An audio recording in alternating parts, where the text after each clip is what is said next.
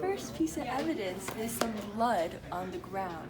Since it looks still wet, we would probably collect it by getting a dropper and then putting it on a petri dish, wrapping it in tissue paper, and then packaging it, transporting it back to the lab for further analysis of the DNA. Okay, so piece of evidence number 2, pumpkin with blood on it. Since it is a wet piece of evidence, we would first allow it to air dry so that the moisture does not get trapped and degrade the sample. Then we would package it with tissue paper and in a cardboard box, bring it back to the lab for further analysis. Piece of evidence 3. Mr. Auburn, this is my 4th week without payment. You now owe me $500 and I will not be cleaning until you pay for my maid services. Clarissa, not. And then there's another note that says, finished waxing floor. Evidence clearly with gloves on first. We're collecting it with some tweezers. Since it is dry evidence, we would get a plastic container or a plastic bag and with label to ensure the chain of custody is completed.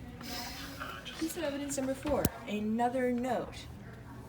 Avant-garde decoration style. Whilst I do believe you and the mentally incapable love the decorations, I'm afraid my potential censors do not.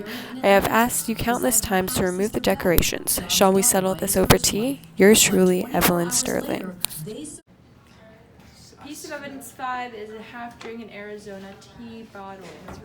We would probably secure this piece of evidence within a plastic bag along with a label to ensure the chain of custody has been completed. Piece of evidence 6 is another Arizona bottle of tea, not drinking at all.